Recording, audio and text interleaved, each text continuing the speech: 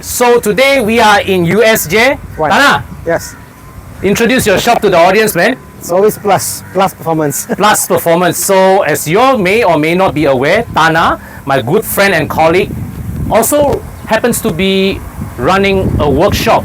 And today we are joining forces to bring a very special car back to life. Wakanda forever. It's like this project. If you guys look at it, a lot of people would think we are crazy to even undertake this project. This is a car that 2 years because of MCO, many of such cars because of MCO, never start, never move, and now get stuck. Yes. Yeah. So, and it's a car that is universally regarded to be quite challenging to fix. I don't see why though. So the thing is Con is like, sure, this is problematic. I'm like, yeah, but what's the issue? I don't see it. No, that's not what I mean. What I mean is that this is a car, right, that I've known a lot of examples. Yeah. Go to workshops, Yeah. sit there for 2 years, problem not resolved. That's true. So the thing is that why I called you was that because I've seen the way you work with cars before. Yeah. I like the philosophy that Thana works with cars. Yeah. And that's why when this customer approached me to get this car restored, the first thing that came to my mind was Thana Krishnan. Okay. Yeah. So without further ado, let's head inside and see what this project is about. Thana? Nice car, bro. For sale.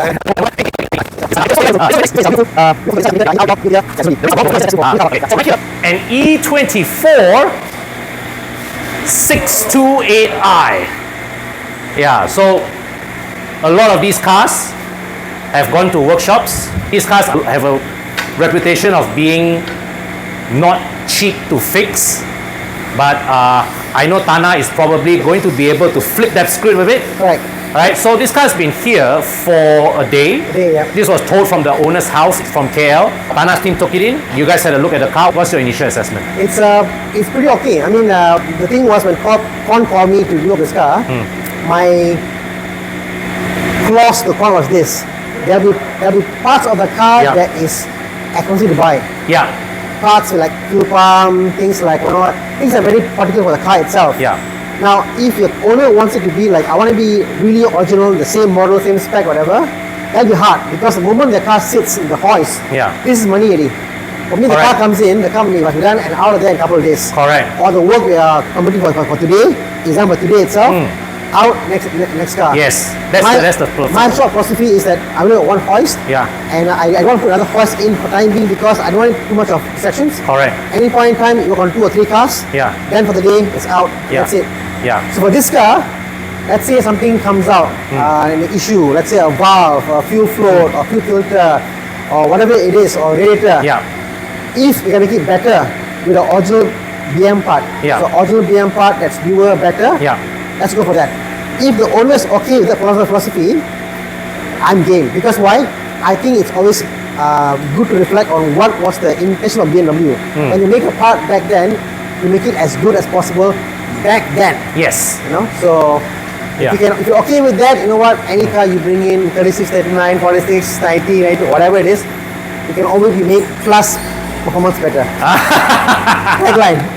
Yeah. So what have you found on the car thus far? So far body wise, the car is pretty good. Yeah. It's a repaint paint lah, no? Yeah. We saw some rust marks on the corner, which is common.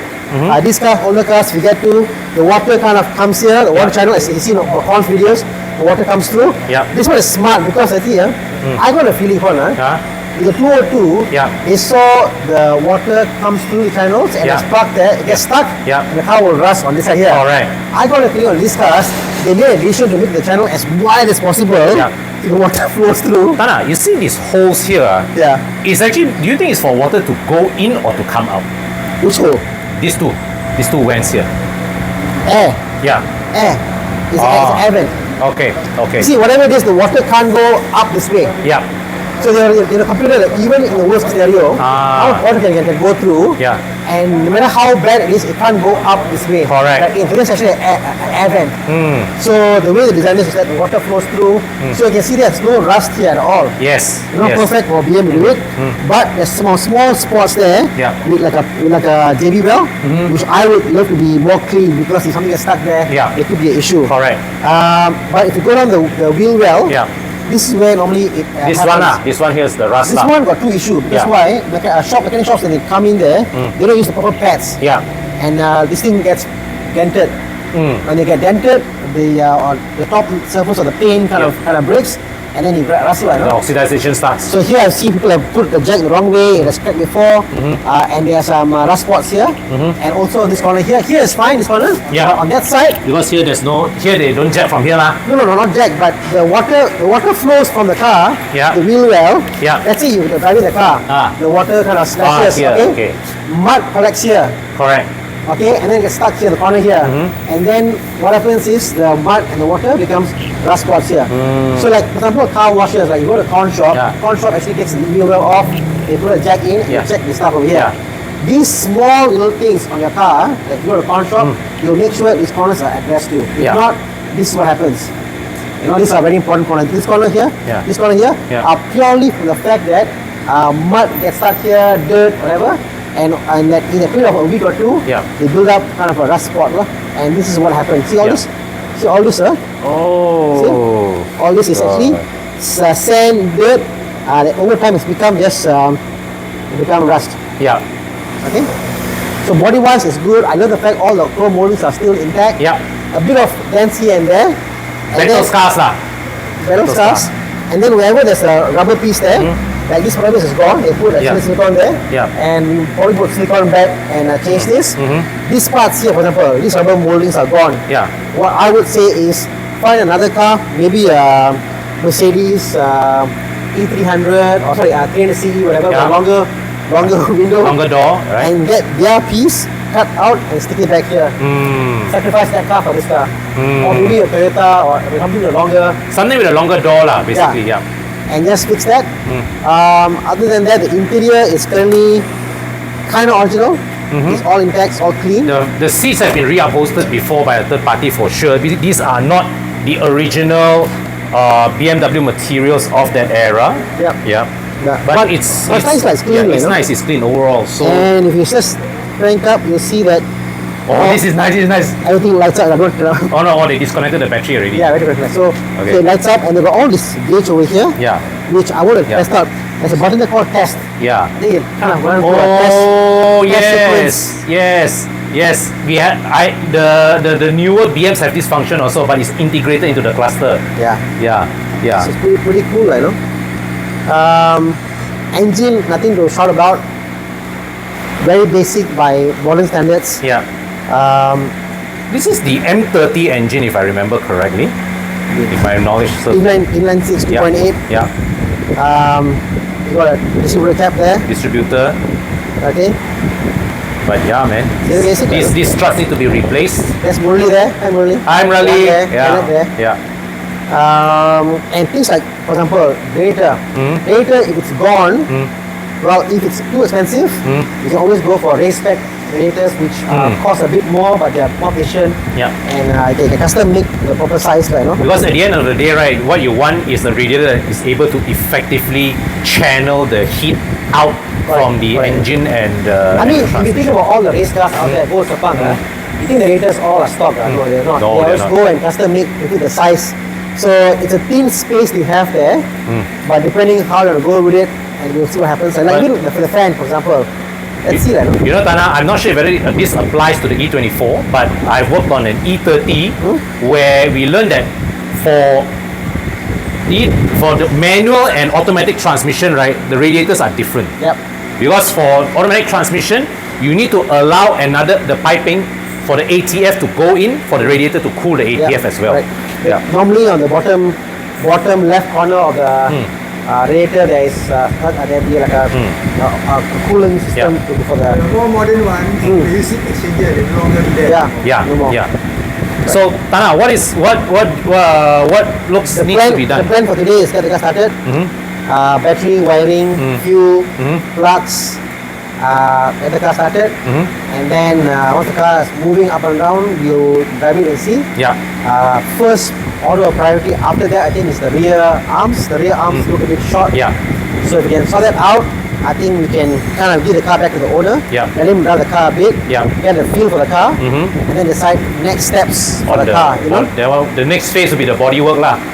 Next phase would probably be other mechanical parts. So I would say before the paint, like all the main stuff, like absorber mount, will change Oh, out. yeah, the rubber all stuff. rubber stuff will change out. So the car is decently durable. The next step is what we call the engine refurbishing, because few lines you look into. All these are old, degraded, hardened Yeah. lines already. You want to change that out. You probably want to do a full service on the car. Okay. Gearbox. I want to change the engine oil, Ooh, this is- plugs. So all those stuff to make it more reliable. Yeah. And then the radiator. Yeah. For now, it's to start the car. Yeah. But step 2 will be all that part of the whole engine core system. You'll get the radiator sent to our guy behind there, who does radiator fix the whole uncle. He'll take out the radiator cap, flush it out, clean out, put and then Nice. see there's a hole there. They'll Yeah. repair everything. Nice. So that is important. That's why in our naked eye we can't see. Under actually a small micro hole Correct. there about. Yeah.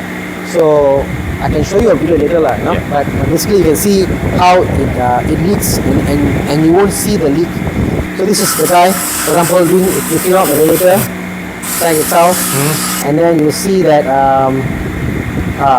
here, sorry, they'll flush out. Yeah, all this stuff you can't get through because we open the side cap for the radiator. Yeah. So the shops around the area, okay, this one here, they put a pressurized test, and you can see there's a leak there.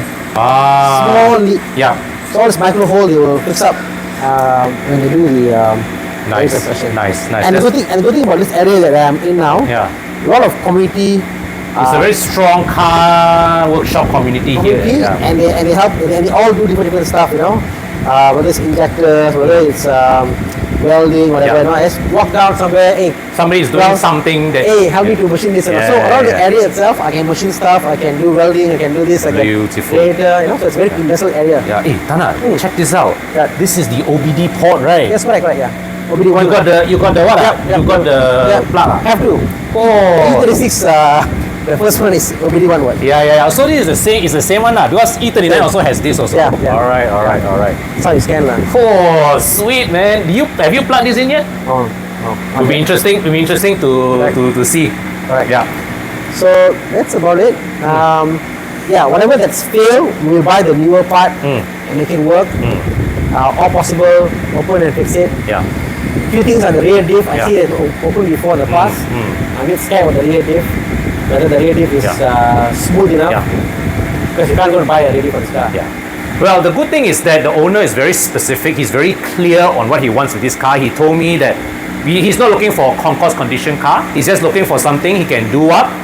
He can drive the car daily and of course look presentable. So final phase of it definitely will be a repaint and My aim for the car clean is up, show winning modern classic. So basically it must go for shows. It must win awards. Yeah. Was able to open the bonnet and Yeah. see it's clean. Yeah. People appreciate Yeah. it. And when he drives it, it feels modern. Yeah. You must see, like, the reason why I don't like certain old cars and I like certain old cars is because for me an older modern classic has to drive well. yeah. Which is why I love the E39. Yeah. I love the E36. Yeah. They drive exceptionally well. I cannot stand, for example, E30. E30 drives like crap.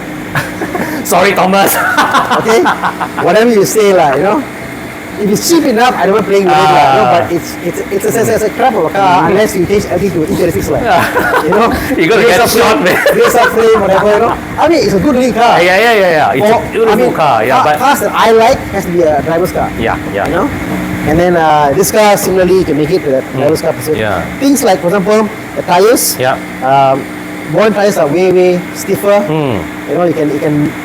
You need to be Yeah. a good rider's car. Like see here, Yeah. rust spots there. This rust spots here, this Yeah. needs to be addressed also. So you see, think about this. Just think about this. Why is there a rust spot here?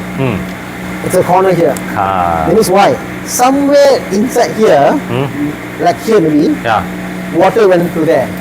Come out here. Yeah. So see, this is no point.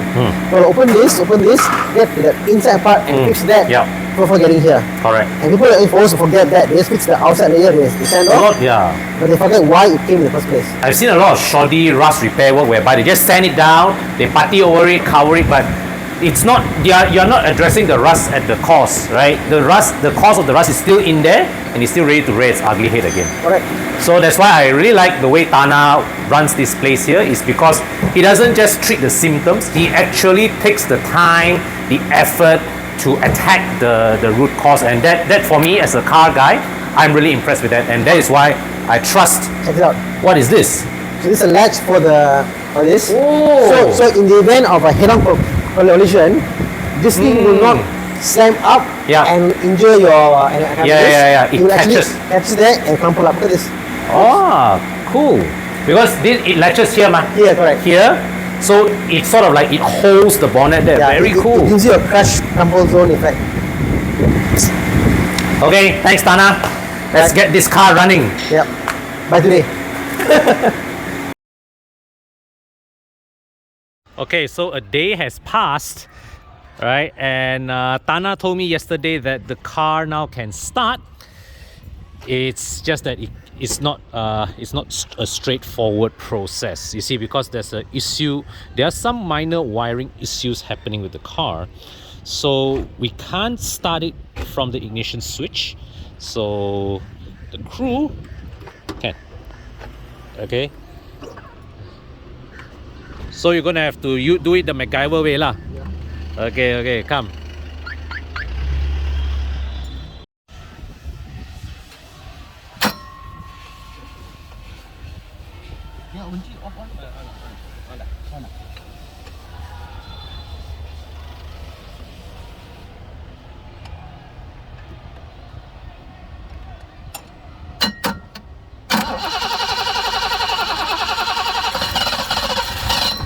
Oh my god, it's alive! It's alive! Amazing! 2 years never start. It's alive! Oh my god, Thana, you are a certified miracle worker. 2 years not started. This car, I am told, well, it's safe to drive. So bro, I just drive the car but I don't off the engine lah. Okay. Alright. Okay. I'm gonna take this. Can come down. Yeah. Okay. No aircon huh? Alright. Thing is into reverse. Oh my god, look at the dashboard. It actually has the gear position indicator, but it's quite blurred now. Okay, I have to remember that there's no reverse sensor on this car also. Alright. Oh my god.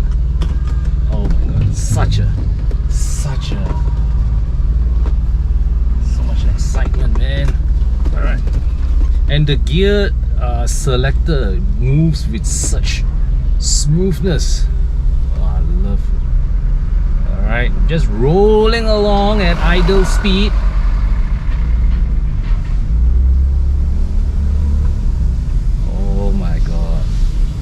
Oh my god, the engine it still purrs along smoothly. Oh my god.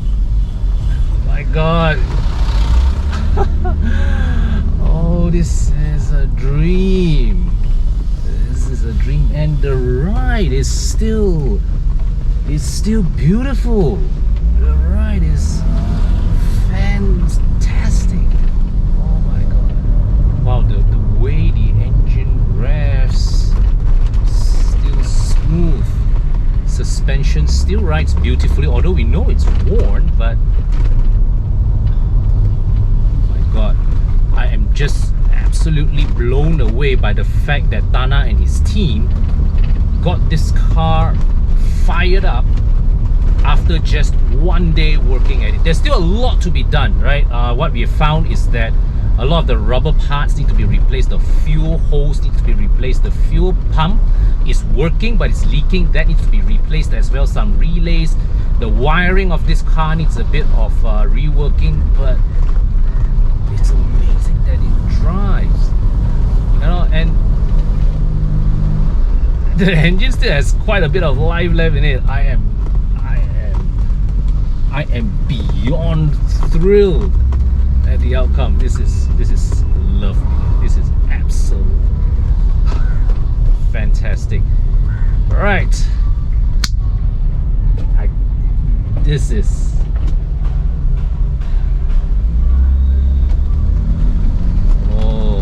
I would go on driving this forever, but there's still much work to be done on this car, so I'm going to return this to where I found it, and I guess so stay tuned to for further updates on our progress with this beautiful E24 628 CSI that Thana and I are planning to bring back to life. All right, so we have made quite a great start.